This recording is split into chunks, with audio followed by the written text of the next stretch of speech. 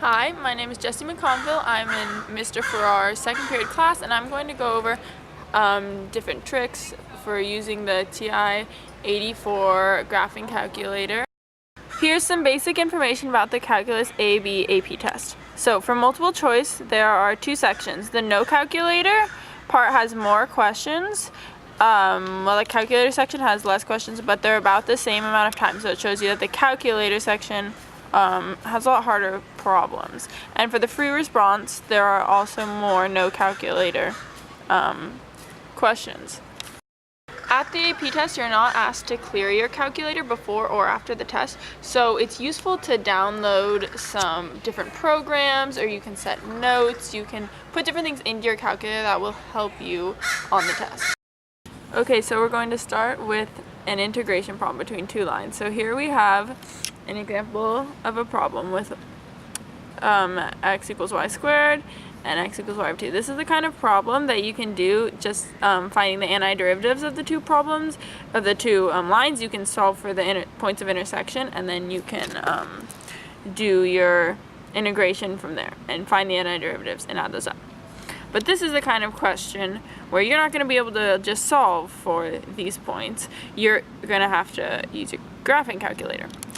So how you start, and we're just going to go through the really basic steps at first. So here's a screen, you go to y equals, and it's going to give you these lines. So the first line is 1 over x.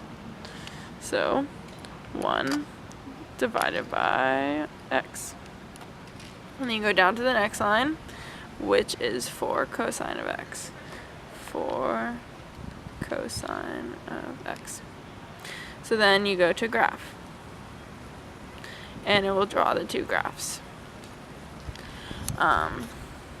This problem specifically asks from just between those two lines from 0 to 2. So that would be, if it will focus, that little section right in the first quadrant. You can't see it very well, yeah, right in there. So what I'm going to do is zoom in. So you click zoom, and it has all these different options for zooming. Another thing that you can do is click window, and so right now it's set from -8 to 8. I guess I had used that in a previous problem. That won't be the standard settings. So that shows how big the window is, what the x values it's going to and what y values. So I'm going to do just -2 to 2, and y value, I'm going to do the same thing, -2 to 2.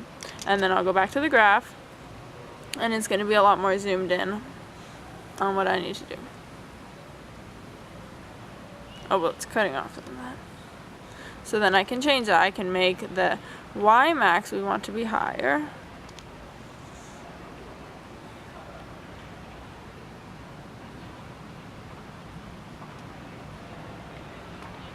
And there we are. So in order to do our integration, we're going to need to know the starting and ending points of these, the x values. So what I'm going to do is second, and then trace. So see, that's going to do calculus, and you get all these different options. So you can find minimums, maximums, the derivative of a graph. I'm going to choose intersect and click enter, and then we'll go to this graph. So I use the arrow keys to move, see the little point. So I'm going to move, I want to find this first point of intersection. So I just move the little dot close to that, click enter. And now it's showing me the second curve. So this moves along the other curve, but I'm just going to keep it close. Click enter. It's asking if I want to guess. Enter. And there's the point of intersection. So this point of intersection, I'm going to say, I'm just going to copy that down.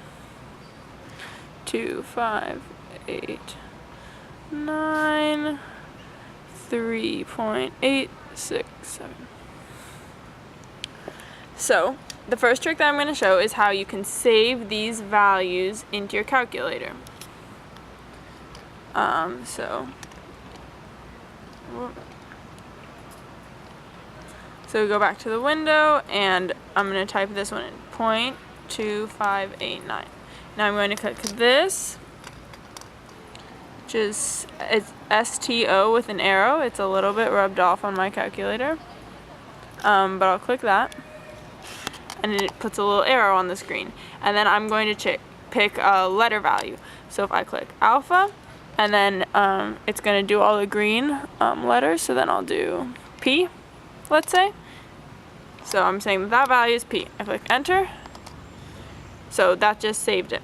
So now in the future, instead of typing out the whole decimal, I can just do P. And if you want it more accurate, you can add as many decimal places as you want to. It doesn't matter because you won't have to type it in again. You just keep it stored as P. Now I'm going to do the other one. Store. I'm going to do that one as T. Okay, so there are my 2 points. Oh, yeah, so that's the y value. Okay, so now I'm going to go back to my graph, and I want to find the other point of intersection. So I'm going to go calculus, down to intersect, and I'm going to move the little point to the other point of intersection. So there's on the first curve, second curve. Okay, so here's the other point of intersection. 1.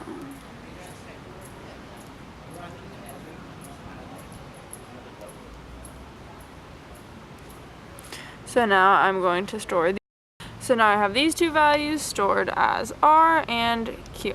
So I'm going to get to integration. So to integrate, I'm going to want to go from this x value to this x value, which is going to be from P to R. And then I want this equation, cosine, minus this. But instead of writing these out, I have them in my calculator already as y1 and y2. So the cosine is y2, so I'm going to do y2 minus y1.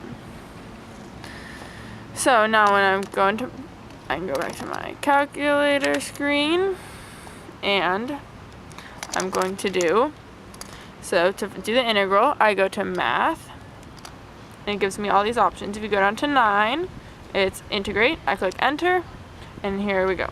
So I'm going from P to R. So alpha P, it goes up, alpha R, and my calculator already knows what those values are. And here I can do y2 minus y1. So how you do that is you go to vars.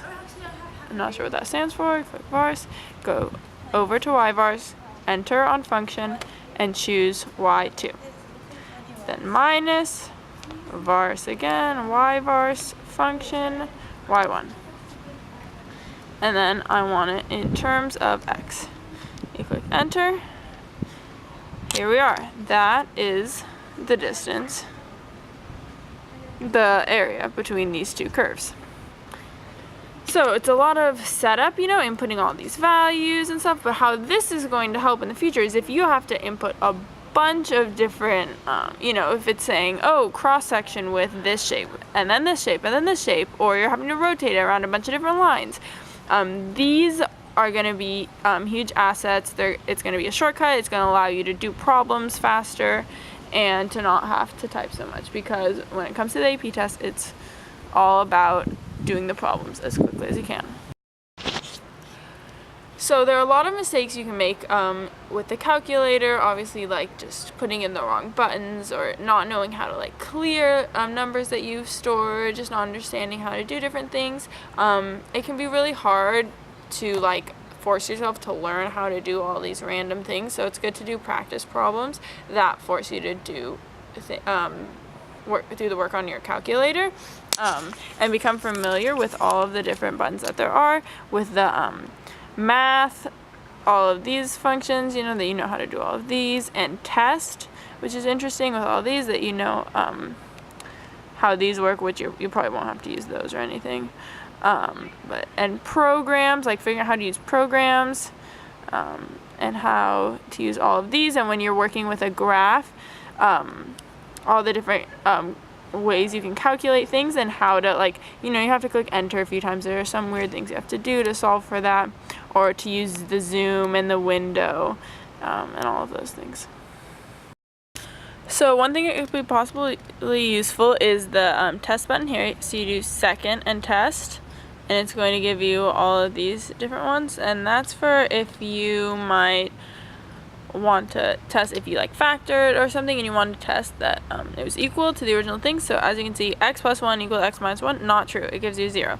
X plus 1 is equal to x plus 2 minus 1, those are equal, it gives you a 1. So that difference can show you if you simplified correctly. On your graph, another easy thing to do is when you click the zoom button, it gives you these zooms options. You can go down to zoom quadrant 1, which I already had it set on, but that's a really easy way if you know that you just want to have it in that quadrant without having to deal with the whole window settings.